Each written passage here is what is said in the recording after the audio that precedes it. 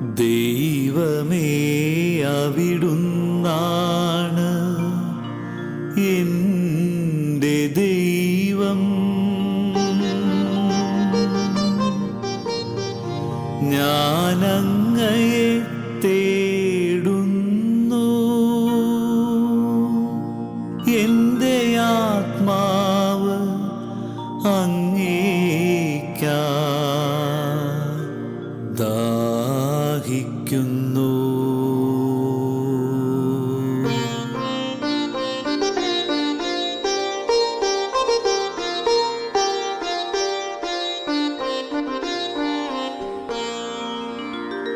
ഉണങ്ങി വരണ്ട ഭൂമിയെന്ന പോലെ എൻ്റെ ശരീരം അങ്ങയെ കാണാതെ തളരുന്നു. അങ്ങയുടെ ശക്തിയും മഹത്വവും ദർശിക്കാൻ ഞാൻ വിശുദ്ധ മന്ദിരത്തിൽ വന്നു. അങ്ങയുടെ കാരുണ്യം ജീവനേക്കാൾ കാമ്യമാണ്. എൻ്റെ അധരങ്ങൾ അങ്ങയെ സ്തുതിക്കും.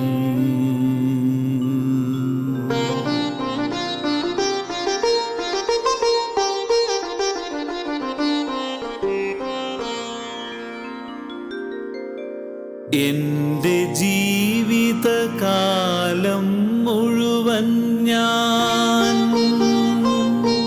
അങ്ങയെ പുകഴ്ത്തും. ഞാൻ കൈകളുയർത്തി അങ്ങയുടെ നാമം വിളിച്ചപേക്ഷിക്കും.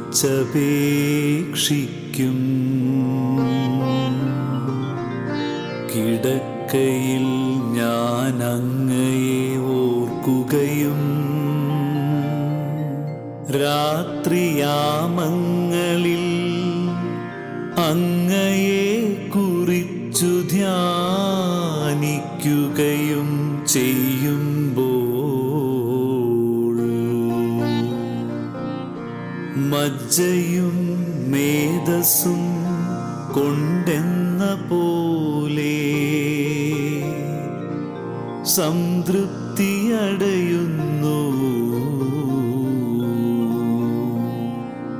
എൻ്റെ അധരങ്ങൾ അങ്ങേക്ക് ആനന്ദഗാനമാലപിക്കും.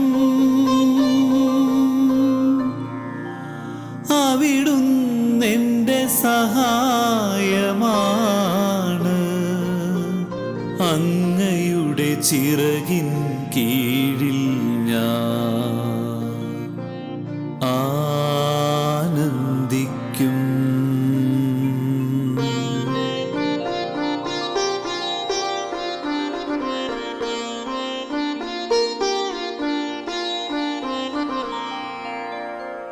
എൻ്റെ ആത്മാവ് അങ്ങയോടൊട്ടിച്ചേർന്നിരിക്കുന്നു.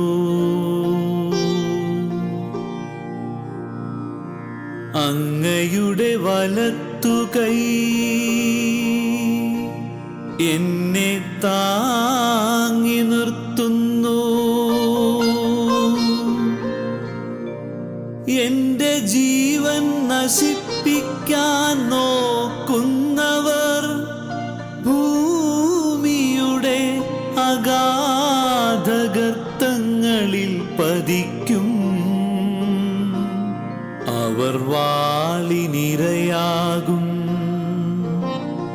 അവർ കുറുനരികൾക്കു ഭക്ഷണമാകും. എന്നാ രാജാവു ദൈവത്തിൽ സന്തോഷിക്കും. അവിടുത്തെ നാമത്തിൽ സത്യം ചെയ്യുന്നവർ അഭിമാനം കൊള്ളും. നുണയരുടെ വായ അടഞ്ഞു പോകും.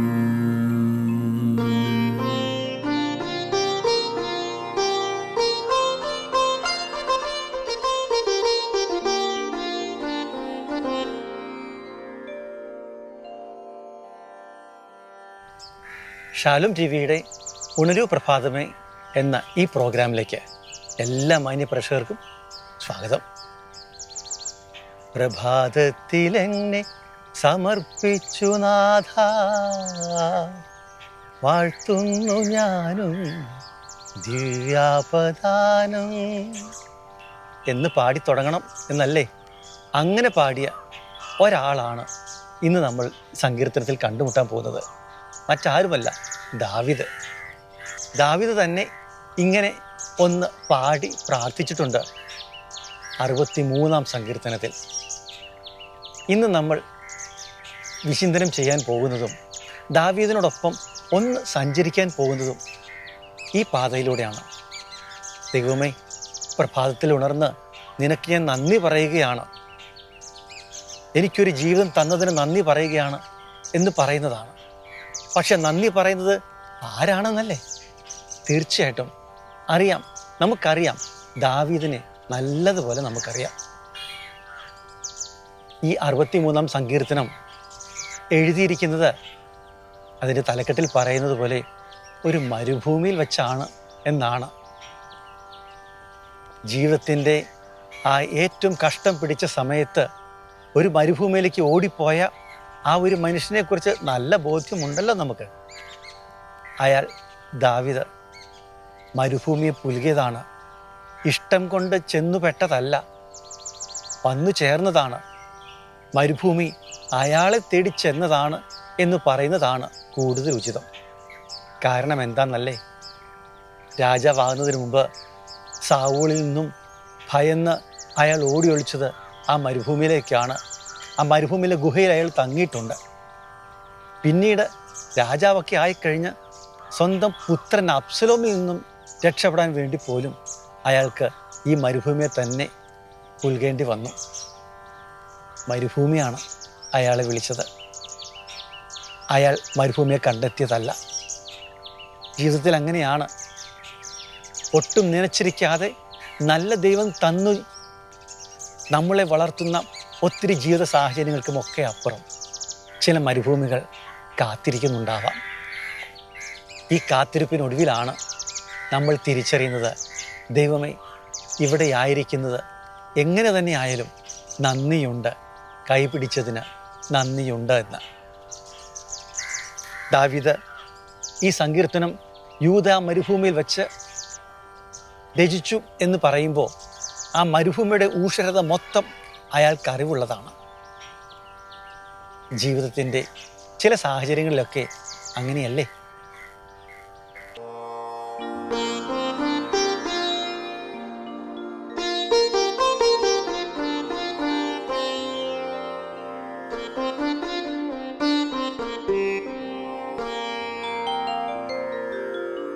ദൈവമേ, അവിടുന്നാണ് എൻ്റെ ദൈവം. ഞാനങ്ങയെ തേടുന്നു, എൻ്റെ ആത്മാവ് അങ്ങേയ്ക്കാ ദാഹിക്കുന്നു.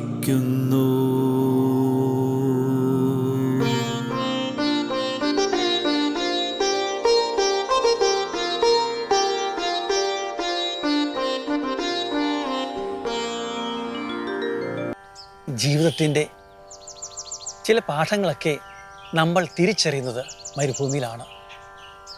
അയാൾക്ക് കൃത്യമായി അറിയാമായിരുന്നു പകല് നല്ല ചൂടാണ്, അത്യുഷ്ണമാണ്. രാത്രിയാകുമ്പോൾ നല്ല തണുപ്പാണ്. ജീവിതത്തിൻ്റെ രണ്ട് വശങ്ങളിൽ നിന്ന് തീക്ഷ്ണമായ വികാരങ്ങളിലൂടെ കടന്നുപോയി ആ തീക്ഷ്ണതയിൽ ചിലപ്പോൾ അങ്ങില്ലാതാകുന്ന അനുഭവങ്ങളാണ് മരുഭൂമി കാത്തുവയ്ക്കുന്നത്. അതുകൊണ്ട് തന്നെ ആ മരുഭൂമിയിലേക്ക് എത്തിപ്പെടുമ്പോൾ, ആ മരുഭൂമി ഈ ദാവീദിനെ അങ്ങ് ചേർത്ത് പിടിക്കുമ്പോൾ അയാൾ പറയുന്നുണ്ട്, അതുവരെയും കാത്തു സൂക്ഷിച്ച നന്മകളും കരുതിപ്പോന്ന പുണ്യങ്ങളും അതിനപ്പുറം സമ്പാദിച്ചു കൂട്ടിയതും അഹങ്കരിക്കാൻ നെകളിച്ചതും ഒക്കെ മാറിപ്പോയിട്ട് ആ മരുഭൂമിയിൽ അയാൾ ഏകനാണ്. തൻ്റെ ദൈവത്തോട് ചേർന്ന് നിന്നുകൊണ്ട് ദാവീദ് പറയുന്നുണ്ട്, ദൈവമേ, അവിടുന്നാണ് എൻ്റെ ദൈവം, ഈ പ്രഭാതത്തിൽ ഞാൻ അങ്ങയെ തേടുന്നുവെന്ന്. ഇത്രയും നാൾ തേടി നടന്നതൊക്കെയും അത്രയ്ക്ക് അങ്ങ് ദൈവമായിരുന്നില്ല. അതുകൊണ്ട് തന്നെ ഈ മരുഭൂമിയിൽ ഈ പ്രഭാതത്തിൽ ദൈവമേ, ഞാൻ നിന്നെ തേടുവാണെന്ന് അയാൾ പറയുന്നുണ്ട്. അതും ഏത് രീതിയിലാണ്? അതിൻ്റെ തീക്ഷ്ണത നോക്കുക. ഉണങ്ങി വരണ്ട മരുഭൂമി പോലെ ഇങ്ങനെ എഴുതുവാണ്, എൻ്റെ ദൈവമേ, എൻ്റെ ആത്മാവ് അങ്ങേക്കായി ദാഹിക്കുന്നു, ഉണങ്ങി വരണ്ട ഭൂമി എന്ന പോലെ അങ്ങേക്ക് ദാഹിക്കുന്നു. എന്തായിരിക്കാമല്ലേ മരുഭൂമി പ്രയാണത്തിനുള്ളിൽ ഏതൊരുവളും തിരിച്ചറിയുന്ന ഒന്നുണ്ട്. ഒരിറ്റ് ദാഹജലം, ഒരു തുള്ളി വെള്ളം അതെൻ്റെ ചുണ്ടിനെ ഒന്ന് നനയ്ക്കാനായിരുന്നെങ്കിൽ, അതിൻ്റെ വരണ്ടുണങ്ങുന്ന ഉള്ളങ്ങളെ ഒന്ന് കുതിർക്കാനായിരുന്നെങ്കിലെന്ന്. ഇത് തന്നെയാണ് അയാളും പ്രാർത്ഥിക്കുന്നത്. ദൈവമേ, ഉണങ്ങി വരണ്ട മരുഭൂമി പോലെ ഞാൻ അങ്ങയെ തേടുകയാണ്. പിന്നീട് അങ്ങ് പോകുമ്പോൾ ആ മരുഭൂമിയിലെ പ്രയാണത്തിൻ്റെ ഓരോ ഭാവവും ശരീരത്തിൽ തൊട്ടറിഞ്ഞ മനുഷ്യൻ പറയുകയാണ്, എൻ്റെ ശരീരം അങ്ങയെ കാണാതെ തളരുന്നു, അങ്ങയുടെ ശക്തിയും മഹത്വം ദർശിക്കാൻ ഞാൻ വിശുദ്ധ മന്ദിരത്തിൽ വന്നു. ഓ ദൈവമേ, എന്ത് ചിന്തയാണത്! രാജകൊട്ടാരത്തിലായിരുന്നവൻ എല്ലാം സമൃദ്ധമായി കഴിഞ്ഞപ്പോൾ ദൈവത്തിനു വേണ്ടി കൊട്ടാരം സദൃശ്യമായ ഒരു ദേവാലയം പണിയാം എന്ന് കാത്തിരുന്നവൻ, അവൻ പറയുവാണ്, ഈ മരുഭൂമിയിൽ ഏകനായി കഴിഞ്ഞപ്പോൾ പറയുവാണ്, അങ്ങയുടെ വിശുദ്ധ മന്ദിരത്തിൽ ഞാൻ ആയിരിക്കുന്നുവെന്ന്. പാദങ്ങൾ അഴിച്ചു വെച്ച് വിശുദ്ധമായ സ്ഥലത്തേക്ക് കയറി ഒന്ന് തല കുമ്പിട്ട് മണ്ണിൽ നെറ്റിത്തടം മുട്ടിച്ച് പറയുന്നത് പോലെ, ദൈവമേ, ഈ ഊഷരഭൂമിയിലാണ് ഞാൻ നിന്നെ തിരിച്ചറിയുന്നത്. ഈ ഊഷരഭൂമിയിൽ നിന്റെ വാസസ്ഥലമായി ഞാൻ കാണുന്നു. ഇവിടെ അങ്ങെനിക്ക് ദർശനം നൽകുന്നു. അതുകൊണ്ട് തന്നെ ആ തിരിച്ചറിവിൽ നിന്ന് പിന്നെ അയാൾ പറയുകയാണ്, അങ്ങയുടെ കാരുണ്യം ജീവനേക്കാൾ കാമ്യമാണ്. ഇനി എനിക്ക് ജീവിതമെന്ന് പറയുന്നത് ഞാൻ കെട്ടിപ്പിടുത്ത ഒന്നുമല്ല, കെട്ടിപ്പിടിച്ച രാജ്യങ്ങളല്ല, അങ്ങയുടെ കാരുണ്യം. എത്ര തീക്ഷ്ണമാണ് ഈ ആത്മബന്ധം, എത്ര അടുപ്പമാണ് ഒരു ദൈവത്തോട്. അത്രയ്ക്കും അങ്ങ് ചേർന്നിരിക്കാനായെങ്കിലല്ലേ ഇതൊക്കെ പറയാനാവൂ. എൻ്റെ പ്രശ്നങ്ങൾക്കപ്പുറം, എൻ്റെ ഉള്ളിൽ ഉയർന്നു പൊങ്ങുന്ന തിരമാലകൾക്കപ്പുറം, പൊട്ടിച്ചിതറുന്ന അഗ്നിപർവ്വതങ്ങൾക്കപ്പുറം, ദൈവമേ, നിൻ്റെ കൂടെയായിരിക്കുന്ന ഈ നിമിഷങ്ങളാണ് ഏറ്റവും പവിത്രമെന്ന്. അതുകൊണ്ട് പിന്നെ ഈ ദാവീദ് കുറിച്ച് വെക്കുവാണ്, എൻ്റെ അധരങ്ങൾ ജീവിതകാലം മുഴുവൻ അങ്ങേ സ്തുതിക്കും. ഇതുവരെ ഞാൻ ചെയ്തതുപോലെയല്ല, ഇതുവരെ ഞാൻ പറഞ്ഞതുപോലെയല്ല, ഇനി അങ്ങോട്ട് ദൈവമേ, എൻ്റെ അധരങ്ങൾ എന്നും നിന്നെ സ്തുതിക്കും. ഈ വിശുദ്ധ സ്ഥലത്ത് നിന്നുകൊണ്ട് ഞാനത് ഉറപ്പാക്കുവാണ്, അടിവരയിടുവാണെന്ന്. ഞാൻ കൈകൾ ഉയർത്തി അങ്ങയുടെ നാമം വിളിച്ചപേക്ഷിക്കും. ദാവീദിനറിയാലോ, ഒരു രാജാവിൽ നിന്നും ഓടി ഒളിച്ച് മരുഭൂമിയിൽ എത്തിയപ്പോഴും, സ്വന്തം മകനിൽ നിന്നും ഓടി ഒളിച്ച് മരുഭൂമിയിൽ എത്തിയപ്പോഴും, ഇനി രക്ഷിക്കാൻ മനുഷ്യകരങ്ങളില്ലെന്ന് അറിഞ്ഞുകൊണ്ട് ആ കൈകൾ അറിയാതെ സ്വർഗത്തിലേക്ക് പോകില്ലേ? നമ്മുടെയും തൊട്ടനുഭവങ്ങൾ അതൊക്കെ തന്നെയല്ലേ? ഇനി രക്ഷിക്കാൻ മനുഷ്യകരങ്ങളില്ല എന്ന് കാണുമ്പോൾ, ഇതുവരെയും നമ്മെ രക്ഷിക്കും എന്ന് കരുതിയതൊക്കെയും അകന്ന് മാറിപ്പോകുമ്പോൾ, റോക്ക് ബോട്ടം എന്ന് നമ്മൾ പറയുന്ന ആ അവസ്ഥയിലേക്ക് എത്തിക്കഴിയുമ്പോൾ പിന്നെ ഒരു പ്രാർത്ഥനയാണ്, ദൈവമേ, എൻ്റെ കൈകളല്ല, എൻ്റെ ഹൃദയമല്ല, എന്നെ മുഴുവനും ഞാൻ അങ്ങേക്ക് തന്നുകൊണ്ട് പ്രാർത്ഥിക്കുവാണ്. നീ ആണ് ഇനി എൻ്റെ ശരണം. ഉണങ്ങി വരണ്ട ഭൂമി എന്ന പോലെ എൻ്റെ ശരീരം അങ്ങയെ കാണാതെ തളരുന്നു.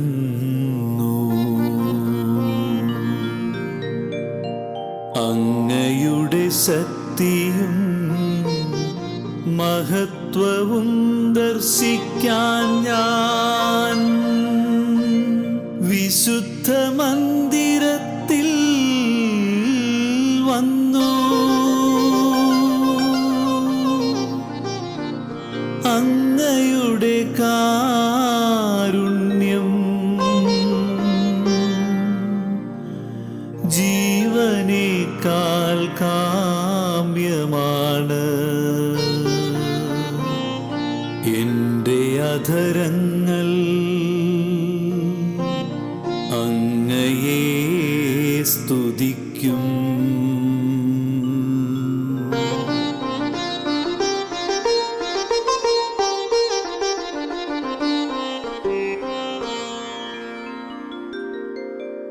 എൻ്റെ ജീവിതകാലം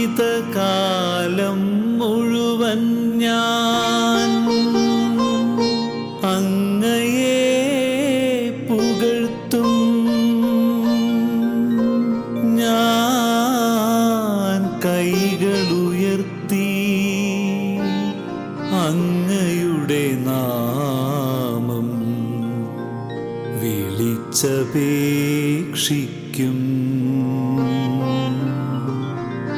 കിടക്കയിൽ ഞാൻ അങ്ങയെ ഓർക്കുകയും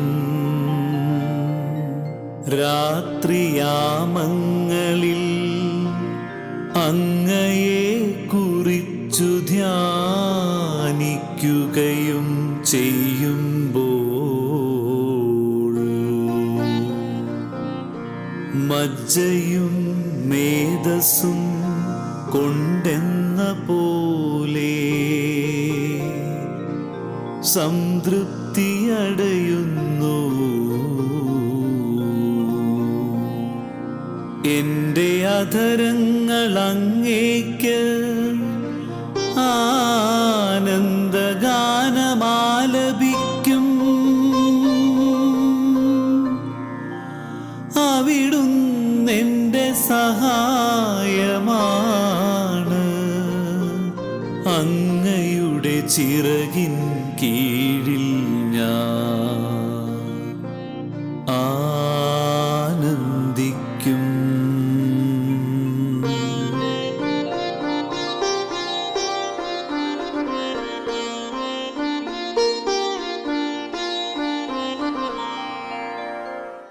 കിടക്കയിൽ ഞാൻ അങ്ങയെ ഓർക്കുകയും രാത്രിയാമങ്ങളിൽ അങ്ങയെക്കുറിച്ച് ധ്യാനിക്കുകയും ചെയ്യുമ്പോൾ എൻ്റെ മജ്ജയും മേധസ്സും കൊണ്ടെന്ന പോലെ ഞാൻ സംതൃപ്തി അടയുന്നു.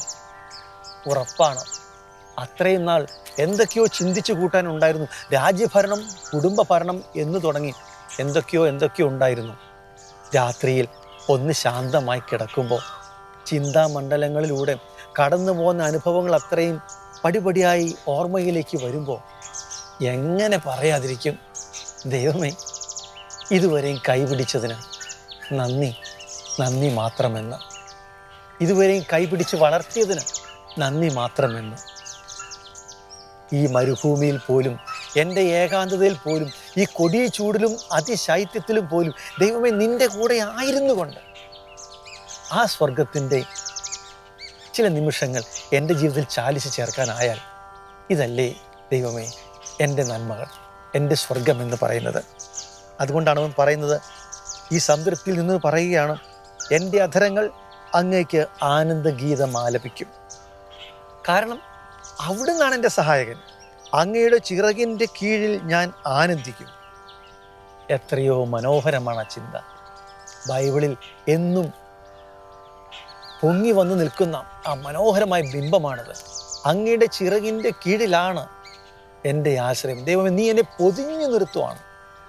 എൻ്റെ ജീവിതം അത്രയും അതിൻ്റെ എല്ലാ പ്രാരാബ്ധങ്ങൾക്കും പ്രശ്നങ്ങൾക്കും സംഗീതങ്ങൾക്കും ഒക്കെ അപ്പുറം നീ എന്നെ പൊതിഞ്ഞു പിടിച്ചിരിക്കുകയാണെന്ന്. കാരണം നോക്കുക, എൻ്റെ ആത്മാവ് അങ്ങയോട് ഒട്ടിച്ചേർന്നിരിക്കുന്നു, അങ്ങയുടെ വലത് കൈ എന്നെ താങ്ങി നിർത്തുന്നു. ഞാനിവിടെ ഒറ്റയ്ക്കല്ല. എൻ്റെ ബ്ലഡ്, എൻ്റെ രക്തം പോലും എൻ്റെ ജീവിതത്തിന് വേണ്ടി എൻ്റെ പിന്നാലെ പാഞ്ഞെടുക്കുമ്പോൾ, ഈ മരുഭൂമിയിൽ എൻ്റെ സ്വന്തക്കാരും ബന്ധുക്കാരും കൂട്ടുകാരും ഒക്കെ എൻ്റെ ജീവന് വേണ്ടി വിലയിടുമ്പോൾ നീ എന്നെ താങ്ങി നിർത്തുന്നുവെന്ന്. നോക്കുക, എന്ത് നല്ല മനുഷ്യനാണ് ആ ദാവീദ്. നമ്മുടെയൊക്കെ സാധ്യതയുടെ പേരും കൂടെ അല്ലേ അത്. അത്രയും ക്രൂരമായ ജീവിത സാഹചര്യങ്ങൾ അയാളെ വെല്ലുവിളിക്കുമ്പോൾ ഒരു പ്രതികാര ചിന്തയല്ല അയാൾക്കുള്ളത്. പണ്ട് ഗോലിയാത്തിൻ്റെ അടുത്ത് യുദ്ധം ചെയ്തപ്പോഴും ഒരു പ്രതികാരവും ആയിരുന്നില്ല. ദൈവനാമത്തെ ദുഷിച്ചവനെ ദൈവനാമത്തിലാണ്, ഇസ്രായേലിൻ്റെ ദൈവത്തിൻ്റെ പേരിലാണ് കടന്നു ചെന്നത്. ഇപ്പോൾ സ്വന്തം പുത്രൻ പോലും ആക്രമിക്കാൻ വരുമ്പോൾ നമ്മുടെ നാട്ടുഭാഷയിൽ നമുക്ക് മനസ്സിലാകുന്ന രീതിയിൽ പറഞ്ഞാൽ, സ്വന്തക്കാരും ബന്ധുക്കാരും ഒക്കെ എന്നെ അങ്ങ് തള്ളി മാറ്റി കഴിഞ്ഞ് അവരൊക്കെ എന്നെ ചൂഷണം ചെയ്ത് മുതലെടുത്ത് കഴിഞ്ഞ് അങ്ങ് പോയി കഴിയുമ്പോൾ എന്നാ ഞാൻ കാണിച്ചു തരാം എന്നുള്ള പ്രതികാരമല്ല, അത് ദാവീദാണ്. നമുക്കുള്ള എക്സാമ്പിളാണ്. ദാവീദ് പറയുന്നുണ്ട്, അങ്ങയുടെ വലത് കൈ എന്നെ താങ്ങി നിർത്തുന്നു. എൻ്റെ ജീവൻ നശിപ്പിക്കാൻ നോക്കുന്നവർ ഭൂമിയുടെ അഗാധ ഗർത്തങ്ങളിൽ പതിക്കും. അവർ വാളിനിരയാകും, അവർ കുറുനരികൾക്ക് ഭക്ഷണമാകും.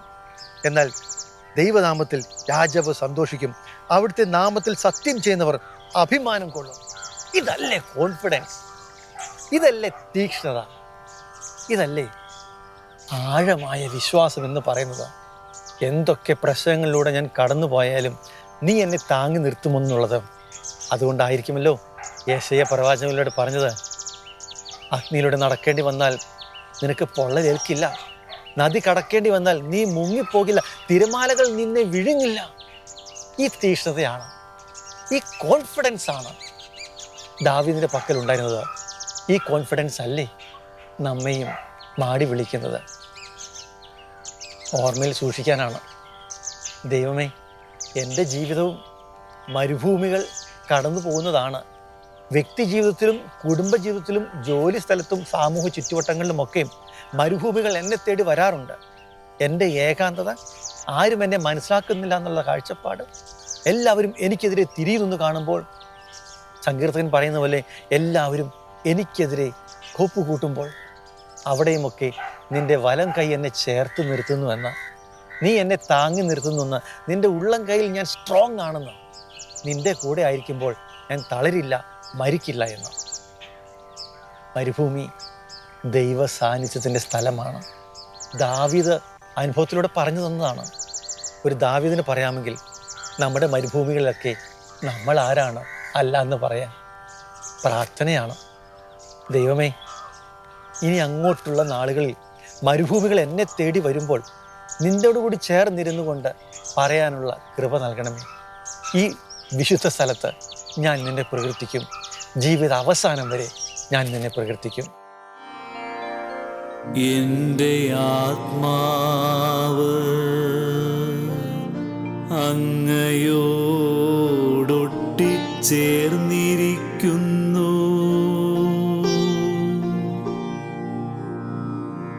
അങ്ങയുടെ വലത്തുകൈ എന്നെ താങ്ങി നിർത്തുന്നു.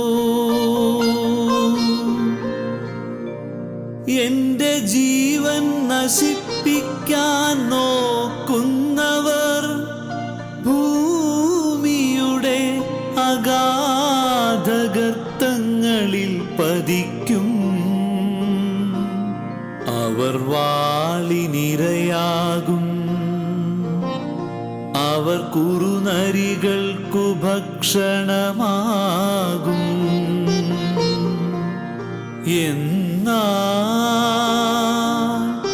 രാജാവു ദൈവത്തിൽ സന്തോഷിക്കും, അവിടുത്തെ നാമത്തിൽ സത്യം ചെയ്യുന്നവർ അഭിമാനം കൊള്ളും. നുണയരുടെ വായ അടഞ്ഞു